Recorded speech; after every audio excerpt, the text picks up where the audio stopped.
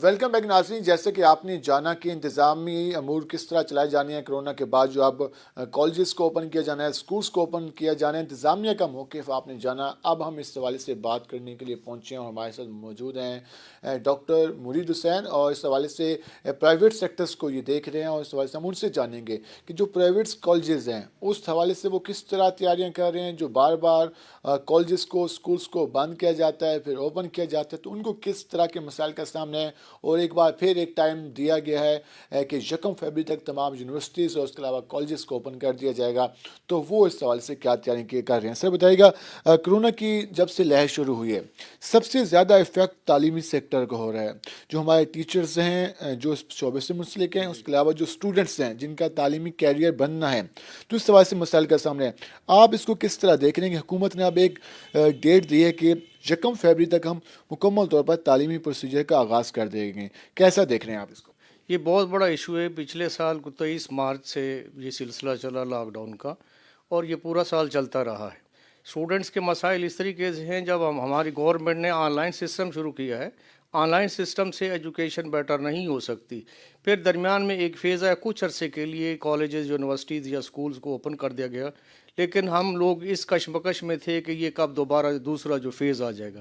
اسی دوران یہ دوسرا فیز آ گیا، پھر سے وہی سلسلہ لاک ڈاؤن کا شروع ہو گیا۔ لاک ڈاؤن سے مسائل حل نہیں ہوتے، نہ ہی یہ کرونا ختم ہوتا ہے۔ اگر ہم اس کو دیکھیں تو جو بچوں کو گھر بٹھا دیا گیا ہے وہ موبائل کے ایڈکٹ ہو گئے ہیں، اور موبائل سے بہت ساری بیماریاں جنم لیتی ہیں، اور خاص طور پر جو ہمارا مینٹل سسٹم ہے وہ اس سے بہت زیادہ ایفیکٹ ہوتا ہے۔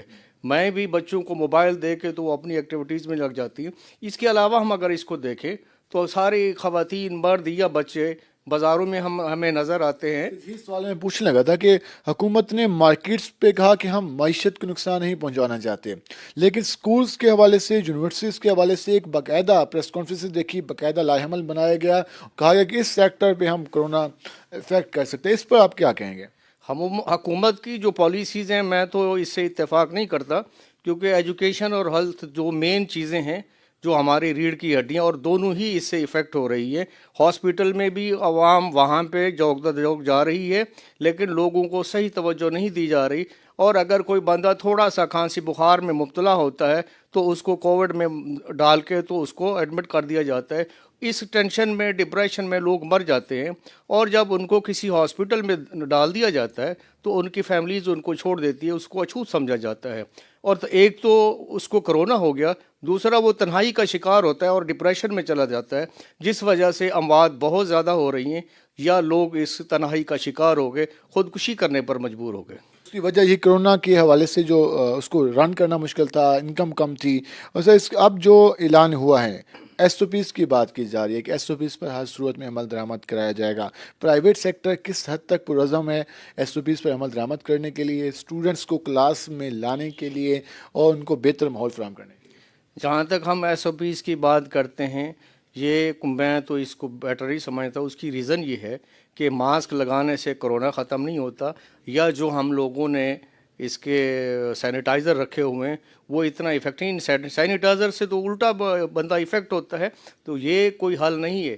یا تو پورا لاک ڈاؤن کر دیں، ٹوٹلی طور پر لاک ڈاؤن کر دیں، کرفیو لگا دیں، مہینے کے لیے، 15 دن کے لیے لگا دیں، تاکہ ہم سارا کلین ہو جائے، اس کے بعد ریسٹارٹ کریں۔ یا اداروں کو بند کر دینے سے مسائل حل نہیں ہوتے، بلکہ اس سے اداروں کو بند کرنے سے ایک تو اداروں کا استحصال ہو رہا ہے، دوسرا تعلیم کا بہت زیادہ جو ایفیکٹ ہے وہ نیگیٹو جا رہا ہے۔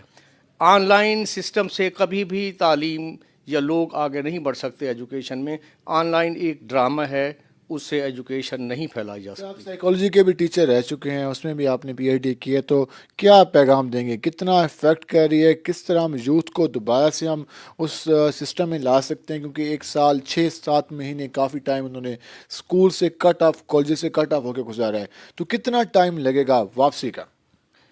جتنا ہم پیچھے چلے گئے واپسی بہت مشکل ہے، اگر ہو بھی گئی تو وہ تھوڑی بہت ہوگی۔ تو اس سے بہتر یہ ہے کہ ہمیں لوگوں کی کاؤنسلنگ کرنی چاہیے۔